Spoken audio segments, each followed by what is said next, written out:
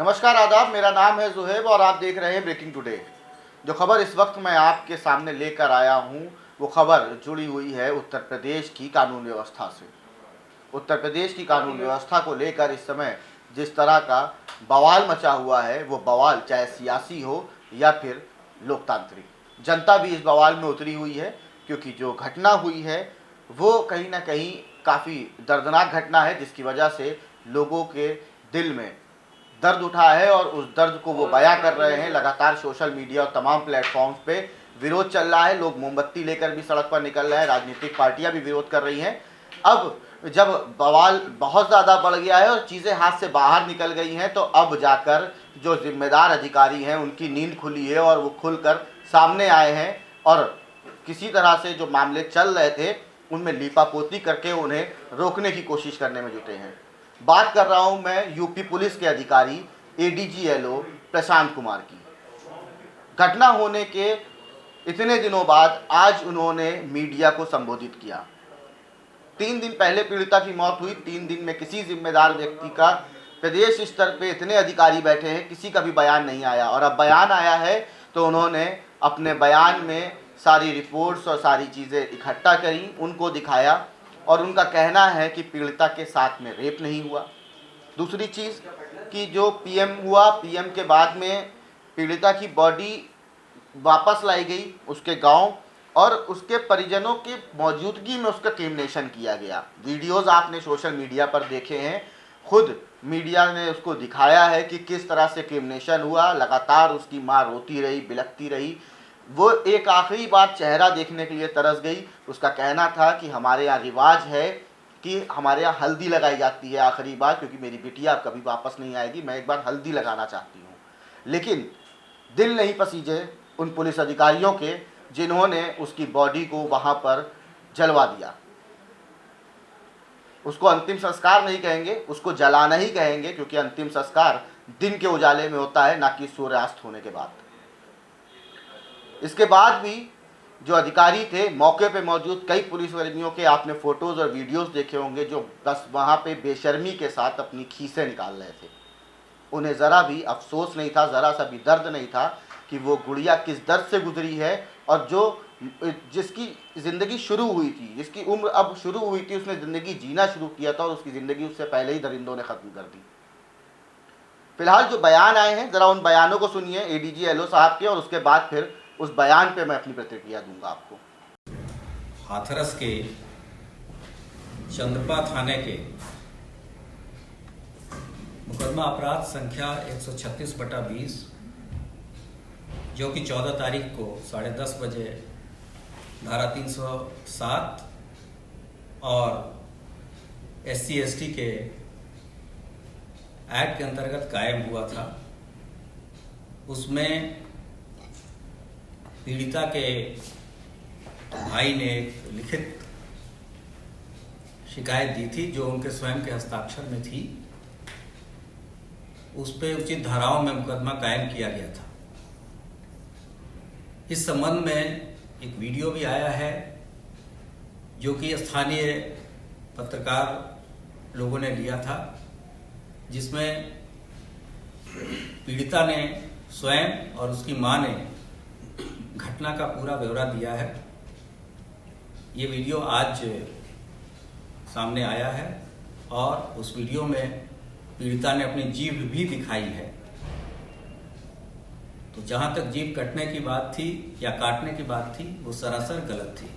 के बावजूद अपनी तरीके से चीजों को मीडिया में गलत तथ्यों के आधार पर मोड़ना चाहते थे।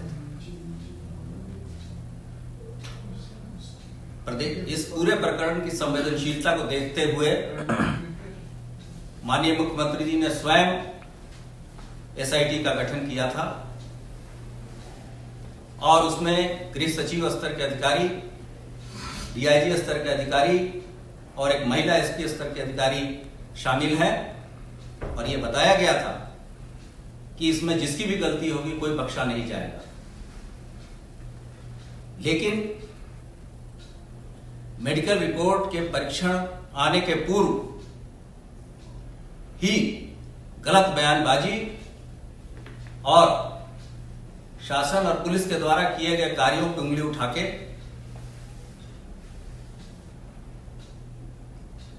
विभाग को बदनाम करने की जो कोशिश की गई है, इसकी भी हम लोग परीक्षण कराएंगे कि ऐसे कौन लोग हैं जो इस तरह की बातें कर रहे हैं। ये गंभीर प्रकरण है। शासन और पुलिस डिपार्टमेंट महिला और बच्चियों से संबंधित अपराधों के प्रति पूरी तरह संवेदनशील और सजग है, और उसके कारण ही आपने देखा होगा 2019 के क्राइम इन इंडिया के नक्शे 2 दिन पहले प्रकाशित हुए हैं। रिपोर्ट में अलीगढ़ मुस्लिम यूनिवर्सिटी के डॉक्टरों ने स्पष्ट किया है कि रेप की बात प्रथम बार पीड़िता के द्वारा दिनांक 22 तारीख को बताई गई। उनके बयान के आधार पर शेष 3 अभियुक्तों की गिरफ्तारी क्रमशः 23, 25 और 26 तारीख को की गई। जिस दिन दिल्ली पीड़िता को शिफ्ट किया गया, उसके दूसरे दिन उनकी मृत्यु हो गई। उसके बाद से पोस्टमार्टम दिल्ली में करा के पैनल ऑफ डॉक्टर्स के द्वारा शव परिवारजनों के साथ लाके उसकी अंत्येष्टि कराई गई। जो दिल्ली के पीएम रिपोर्ट में जो मृत्यु का कारण आया है, वो गले में चोट होने के कारण और उसके दौरान जो ट्रॉमा होता है उसके कारण आना बताया गया है। इस बीच जो विधि विज्ञान प्रयोगशाला की रिपोर्ट भी अब प्राप्त हो गई है, जिसमें यह स्पष्ट रूप से बताया गया है कि जो सैंपल एकत्रित किए गए थे, जैसा कि 2 वीडियो आज आने के बाद पहले उन्होंने खुद ही थाने में रेप की बात नहीं बताई थी, मारपीट की बताई थी और गला दबाने के कारण इंजरी हुई थी, जो पूर्व में ही आप लोगों के साथ शेयर किया जा चुका है, के साथ शेयर किया है। ये ट्वीट हमारे जब हम इस पे देखेंगे तो रिस्पॉन्ड करेंगे। वीडियो भी आया था, उसने कहा था उसके साथ 2 बार रेप किया गया था। तो एडीजी एलो साहब के बयान को आपने सुना कि किस तरह से जो प्रशांत कुमार हैं वो खैर मीडिया के सामने आए, मीडिया के सामने वही आते हैं, डीजीपी तो कभी दिखते ही नहीं है। बहुत ही रेयर केसेस में डीजीपी निकल कर सामने आते हैं। मीडिया से शायद ही उन्होंने 2-4 बार के अलावा कभी कोई बाइट दी हो।